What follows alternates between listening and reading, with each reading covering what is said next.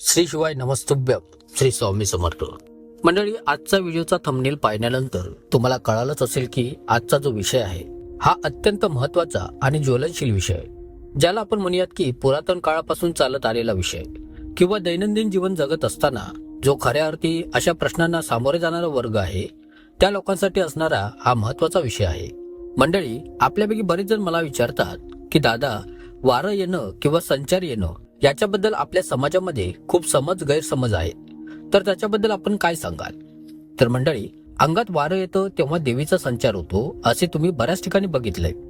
महिलांना, पुरुषांना, सगळ्यांनाच संचार होताना दिसतो. आता मला एक कमेंट आली होती की याबद्दल थोडीशी माहिती सांगा, म्हणून त्यांच्या शब्दाला मान देऊन आजचा हा व्हिडिओ आहे.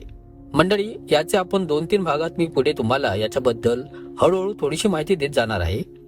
तर मंडळी, यात असं आहे की अंगात देवी येणं, देवता येणं किंवा कुठल्या तरी शक्तीच्या अंगामध्ये संचार होणं म्हणजे नक्की काय असतं बरं? तर लक्षात घ्या मंडळी, खरंच देवी अंगात येते का? खरंच देवता एखाद्या व्यक्तीचा ताबा घेतात का? आणि म्हणूनच त्यांना असं होतं का? असे प्रश्न बऱ्याच लोकांच्या मनामध्ये पडलेले असतात व दडून असतात. तर मंडळी, सर्वप्रथम आपण हे लक्षात घ्या की जसा देव आहे तसे दानवही आहेत. मग काही लोकांना वाटतं ही लोक भोंदीगिरी करतात का, काही नाटकं करतात का? आणि या संदर्भामध्ये जर कोणाला विचारायला जायचं म्हटलं तर कोण याची खरी माहिती देणार नाही, कारण की ज्यांना विचारायला जायचं असेल ते तर मस्तपैकी दुकान ताटून बसलेले दिसतात. जगामध्ये म्हणण्यापेक्षा भारतामध्ये या गोष्टीमध्ये भरपूर लुटमार चाललेली आहे. मंडळी होते कसे बघा, एखाद्या देवीची शक्ती अंगामध्ये आली की कोणीतरी विचारायला जातं. विचारल्यानंतर त्यांना भरपूर पैसे सांगून त्यांना बऱ्याच गोष्टींमध्ये चुकीचे मार्गदर्शन केले जातं आणि खरी काय गोष्ट आहे, नक्की काय होतंय याबद्दल नीटशी माहिती त्यांना सांगितली जात नाही. बरं मंडळी, आपल्यापैकीच काही लोक कसे करतात की भोळ्या बाबड्या पद्धतीने खर्चही करतात, पण त्या खर्चातून नंतर त्यांचे प्रॉब्लेम सुटतात का? तर माझ्याकडे अशा बऱ्याच केसेस आलेल्या आहेत की ज्यांचे प्रॉब्लेम जैसे थे वैसेच आहेत, किंबहुना वाढलेले सुद्धा आहेत, पण प्रॉब्लेम कोणाचाच कमी होताना इकडे दिसत नाही. हातावर मोजणे इतकीच लोक आहेत की ज्यांचे प्रॉब्लेम खऱ्या अर्थाने कमी झालेत. तर म्हणून सांगतो, जसा देव आहे तसा दानव आहे. मगाशीच मी तुम्हाला म्हणालो देवतेचा संचार होतो म्हणजे नक्की काय होतं? तर एखाद्या व्यक्तीला देवाची आरती चालू असेल, घंटा वाजत असतील, नाना प्रकारचे सुगंध येत असतील, मग त्याच्यामध्ये अत्तराचे सुगंध असतील, फुलांचे सुगंध असतील, असे नाना प्रकारचे सुगंध येताना सुद्धा दिसतात आणि त्याच्यामुळे डोकं एकदम हँग होतं. आपल्याला अंगामध्ये असं थरथर व्हायला लागतं. आजूबाजूला काय चाललंय, कुणाचे आवाज आहेत हे काहीही कळत नाही.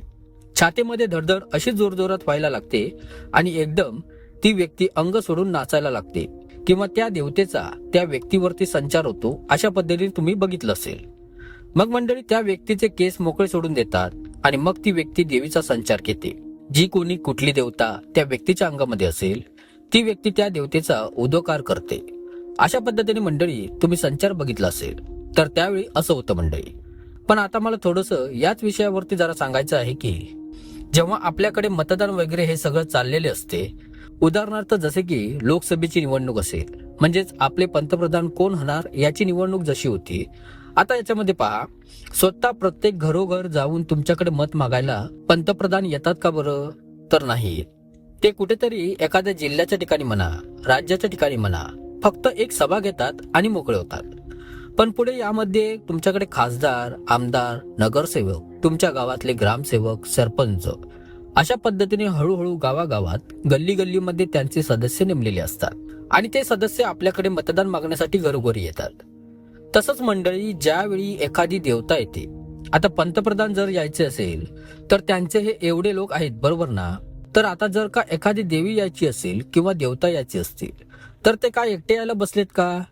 तर मंडळी, त्यांच्या पाठीमागे सुद्धा कितीतरी लोक आहेत, कितीतरी माध्यम आहेत, याचा जरा तुम्ही विचार करा.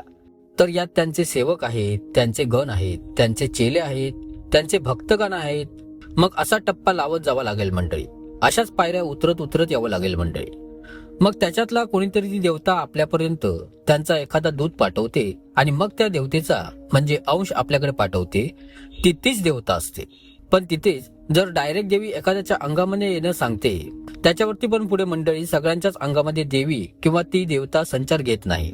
हे माझं ठाम मत आहे, कारण की मी ह्याच पंथातला आहे, याच मार्गातला आहे, देवीचंच करणार आहे.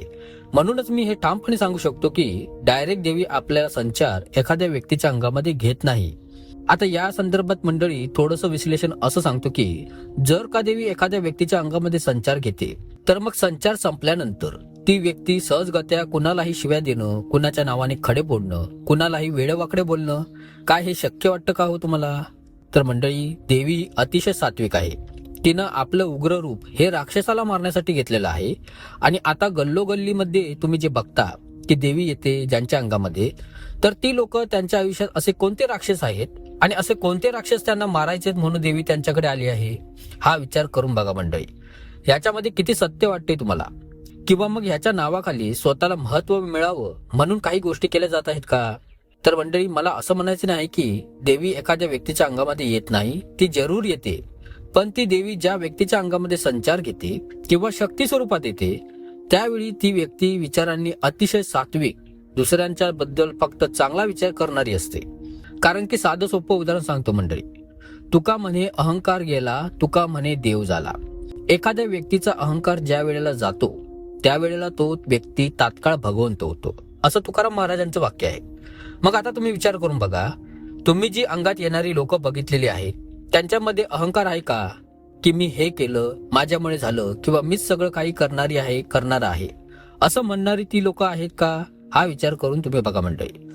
मला तर असं वाटतं मंडळी, मी जे काही लोक बघितलेले आहेत ज्यांच्यामध्ये देवीचा संचार होतो, तर असं ऐकलंय सात्विक स्वरूपात जर का असेल तर देवी ही फक्त शक्ती स्वरूप आहे. ती तुम्हाला इंटेन्शन पॉवरने एखाद्या व्यक्तीबद्दल धाडधाड सांगायला सुरुवात करते. तेव्हा तिथे एका मिनिटात त्या व्यक्तीमध्ये संचार घडला हे कळतं. त्या व्यक्तीचे रंगरूप क्षणात पलटून जातं. आणि आता मी बघितलंय ज्यांच्या अंगामध्ये वारं येतं ते केस काय उपटतात, मोठमोठ्याने किंचाळ्या काय मारतात, हे असं होतंय मंडळी. समाजामध्ये हे सगळं असंच होतंय. मग याच्याबद्दल कोणीतरी बोलायला हवं, सत्य काय आहे ते कळायला हवं. म्हणून त्याच्याबद्दलचीच ही थोडीशी माहिती मी तुम्हाला आता दिली आहे. तर पहा मंडळी, वारं येणं म्हणजे काय? तर बेसिकली एक शक्ती आहे. तुमची कुळदेवी, कुळाचार किंवा कुळदैवत अथवा ग्रामदेवी हे कुठल्या ना कुठल्या तऱ्हेने तुमच्याशी कनेक्ट व्हायचा प्रयत्न करत असते. तुम्हाला काही गोष्टी सांगू इच्छित असते. मग ते आपल्या गणांच्या, दूतांच्या, चेलांच्या किंवा आपल्या भक्तगण सेवकांच्या माध्यमातून ती तुमच्याशी कनेक्ट होत असते, हे मात्र लक्षात ठेवा मंडळी. हा व्हिडिओ पुढेही कंटिन्यू याचे 2-3 भागांमध्ये मी विश्लेषण करणार आहे. आता मी तुम्हाला फक्त एवढंच सांगतो की याच्याबद्दल विचार करायला भाग पडत आहे. सगळी उत्तरं जर मी पहिल्याच व्हिडिओमध्ये दिली तर मला तुमच्या प्रश्नांची अपेक्षा आहे. मला तुम्ही याच्यावरती प्रश्न पाठवायचे आहे. तुम्हाला याच्याबद्दल काय वाटतंय? तुम्हाला माझा हा विषय आता कितपत असा मनाला लागून गेलेला आहे? मी बोलतो ते खरं आहे का? तुम्हाला काय वाटतं ते मला जरूर कमेंट्स बॉक्समध्ये तुमची मतं कळवावीत. त्याच्यावरतीच पुढचा पार्ट मी तुम्हाला उत्तर देणार आहे. मंडळी, प्रश्न उत्तरांची जी मालिका आपली आहे त्याच्यामध्ये तुमच्यासाठी आजचा प्रश्न असा आहे की अंगात येणारे वारे आणि देवीचा संचार याबद्दल तुमचं काय मत आहे? तुम्हाला काय वाटतंय हे मला कमेंट्स बॉक्समध्ये जरूर कळवावे. चला तर मग मंडळी, पुन्हा भेटूयात पुढच्या व्हिडिओमध्ये. तोपर्यंत खूप खूप धन्यवाद.